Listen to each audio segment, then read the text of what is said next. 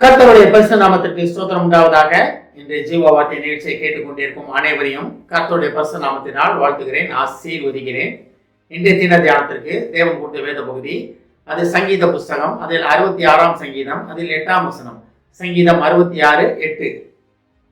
ஜனங்களே, நம்முடைய தேவனை ஸ்தோத்திரித்து அவரை துதிக்கும் சத்தத்தை கேட்க பண்ணுங்கள்.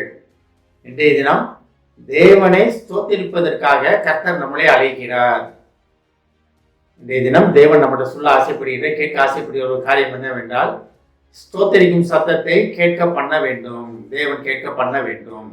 இதை தேவன் நம்மகிட்ட கேட்க ஆசைப்படுகிறார். இதுல ஒரு 2 காரியங்கள் சொல்லப்பட்டிருக்கிறது. முதல் காரியம் பார்த்தீங்கன்னா, இது தாவீதின் சங்கீதம். தாவீதராஜன் தான் நிறைய சங்கீதங்கள் எழுதினவர். இதுவும் அவர் எழுதின சங்கீதம் தான். அதில் பாருங்க, ஜனங்களே நம்முடைய தேவனை ஸ்தோத்திரித்து. அப்ப இதுதான் மெயினான காரியம். தேவனை துதிப்பது தான் மெயினான காரியம். பவுலும் சீலாவும் சிறைச்சாலையில் துதித்தார்கள், சிறையின் அசிபார்கள் உடைந்ததுன்னு பார்க்குறோம்.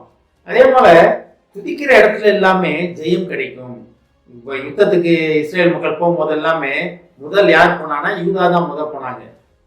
யூதா தான் போனாங்க. ஏன்னா தேவன் அவங்களதான் தெரிந்து கொண்டார். துதிக்கும் யூதானா துதின்னு நல்லா எல்லாத்துக்குமே தெரியும். அப்போ வாழ்க்கையில போராட்டங்கள் இருக்கா, அவங்க வாழ்க்கையில தோல்விகள் இருக்கா, அவங்க வாழ்க்கையில எதை நடந்தாலும் எதை தொட்டாலும் எனக்கு சரியாக மாட்டேங்குது, போராட்டமா இருக்குன்னு நினைக்கிறீங்களா? கவலையே படாதீங்க. தேவனை துதியுங்கள், கர்த்தரை துதியுங்கள். கர்த்தரை துதிக்கும் துதி எப்பொழுதும் என் நாவில் இருக்கும்னு தாவீது ராஜா சொல்றாரு. எப்பொழுதும் என் நாவில் இருக்கும்னு சொன்னாரு. அவர் ஜெயம் கிடைக்குமா மட்டும் நான் துதிப்பேன்னா சொல்லலை. தாவீது ராஜா போல எதிரிகளால் விரட்டப்பட்டவர் கிடையாது, சொந்த மகனால் விரட்டப்பட்டது கிடையாது, சொந்த ஜனங்களால் வெறுக்கப்பட்ட ராஜா யாரும் கிடையாது. ஆனா தாவீது ராஜாவுக்கு வந்து அப்பேற்பட்ட ஒரு மேன்மை கிடைச்சதுன்னா, அவர் தேவனை துதித்து கொண்டே இருப்பவராக காணப்பட்டார். அவர் தேவனை எப்பொழுதுமே துதித்து கொண்டிருந்தார். எப்பொழுதும் கர்த்தரை எப்பொழுதும் என் முன்னால் வைத்திருக்கிறேன் அப்படின்னாரு. அதனால் நான் அதிகமாக அசைக்கப்படுவதில்லைன்னு சொன்னாரு. அதே இதில் இன்னொரு தடவை கர்த்தரை எப்பொழுதும் முன்னால் வைத்திருக்கிறேன், நான் அதிகமாக அசைக்கப்படுவதில்லை அப்படின்னாரு. அப்ப தேவன் முன்னால் இருந்தால் நான் அசைக்கப்பட மாட்டேன், யாரால் என்னை தொட முடியாது, யாரால் என்னை அசைக்க முடியாது அப்படின்னு அவர் நல்லாவே தெரிந்து வைத்திருந்தார். அதனால்தான் சிறு பையனாக இருக்கும் போதே கோலியாத் முன்னால் போய் நிற்கும் போது, தேவனுடைய நிந்திக்கிறது நீ யாரு, நான் என் தேவனுடைய நாமத்தினால உன்ட்ட வரேண்டா அப்படின்னு சொல்லி ஒரே ஒரு கல்லு தான். மொத்த இஸ்ரேல் மக்களும் பயந்து போய் நின்றாங்க. 40 நாள் காலையிலையும் சாயந்தரம் வந்து தேவனை வந்து அவன் நிந்திச்சுட்டு இருந்தான். இஸ்ரேல் மக்கள் நிந்திச்சுக்கிட்டு கொண்டு இருந்தான். ஆனா இது வந்தாரு, எதுக்குமே துதிக்கிற மனிதன் வந்தாரு, தேவனை துதிக்கும் மனிதன் வந்தாரு. அப்ப இஸ்ரேல் யாருமே துதிக்கலையா? துதித்தாங்க. முழு மனதுதான் தேவனை துதித்து கொண்டிருந்த தாவீது ராஜா சிறு பையனாக இருக்கும்போது வந்தவரே, என் தேவனுடைய நாமத்தின் நிமித்தம் நான் வருகிறேன்னு சொல்லி ஒரே கல்லு கோலியாத்தை முடிச்சிட்டாரு. அதுல இருந்து இஸ்ரேலுக்கு ஜெயம் தான். அப்ப துதிப்பதற்காக கர்த்தர் நம்மளை அழைத்து கொண்டிருக்கிறார். தேவன் நம்மளை துதிப்பது மட்டும்தான் நமக்கு கொடுக்கப்பட்ட ஒரு கடமை. வேற எதுவுமே தேவன் நம்மகிட்ட கேட்கல. இந்த ஜனத்தை எனக்கென்று ஏற்படுத்தினேன், இவர்கள் என் துதியை சொல்லி வருவார்கள். அப்ப தேவனுடைய துதியை சொல்லுவது மட்டும்தான் நம்மளுடைய பொறுப்பு, நம்மளுடைய கடமை. இதை கேட்டுக்கொண்டிருக்கும் தேவ பிள்ளைகளே, கர்த்தரை துதிப்பதற்கு ஆயத்தமாகும். அதான் பாருங்களேங்க, ஜனங்களே நம்முடைய தேவனை ஸ்தோத்திரித்து.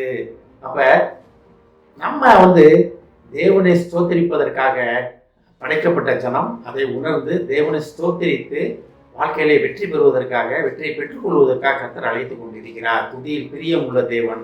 அவர் நம்மகிட்ட கேட்கறது என்ன தெரியுமா?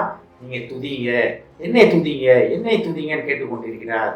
தேவனுடைய சத்தத்தை கேட்டு இன்றைய தினம் ஒரு முடிவு எடுப்போம். இனி நான் எப்பொழுதும் தேவனை துதித்துக் கொண்டிருப்பேன்னு அந்த முடிவை கேட்பதற்கு தேவன் ஆவலாக இருக்கிறார். ஆமென். ஜெபிப்போம். எங்களை அதிகமான அன்பின் பரலோக பிதாவே, நாங்கள் உண்மை துதிப்பதற்காக நீர் எங்களை அழைப்பதற்காக நன்றி ஆண்டவரே. ஏஸ்தாவனே, துதிகளின் மத்தியில் வாசம் பண்ணுகிற தேவனே, துதியில் பிரியம் உள்ள தேவனே, நாங்கள் உண்மை துதித்து எங்கள் போராட்டங்களிலிருந்து வெற்றி பெற எங்களுக்கு உதவி செய்ய மாட்டவரே. ஏஸ்தாவனே, துதிப்பது ஒன்று மட்டுமே தகுதியானது என்பதை நாங்கள் அறிந்து கொண்டோம் ஆண்டவரே. எப்பொழுதும் தாவீது ராஜா போல உண்மை துதிக்கும் துதி எப்பொழுதும் எங்கள் நாவில் இருக்கும் என்று இன்றைய தினம் ஒரு முடிவு எடுக்கிறோம் ஆண்டவரே. அந்த முடிவிலிருந்து நாங்கள் விலகாதபடி பாதுகாத்துக் கொள்ளுவோம்ப்பா. இதை கேட்டுக்கொண்டு ஒவ்வொருவரையும் ஆசீர்வதிக்கிறோம் அப்பா. ஒவ்வொரு குடும்பத்தையும் ஆசீர்வதிக்கிறோம் ஆண்டவரே. குடும்பத்தில் உள்ள ஒவ்வொருவர்களும் தங்கள் போராட்டங்கள், பிரச்சனைகள் அனைத்தையும் தேவனை உண்மை துதிக்கும் துதியால் அவர்கள் மேற்கொண்டு ஜெயம் கொள்ள போவதற்காக நன்றி ஆண்டவரே. எப்பொழுதும் அவர் வீட்டிலே அவருக்கு உண்மை துதித்துக் கொண்டிருக்கும் சத்தத்தை கேட்க உதவி செய்ய மாட்டவரே. ஆசீர்வதிக்கணும். இயேசுவின் மூலமாய் கேட்கிறேன் நல்ல பிதாவே. ஆமென். கர்த்தர் உங்களை ஆசீர்வதிப்பாராக.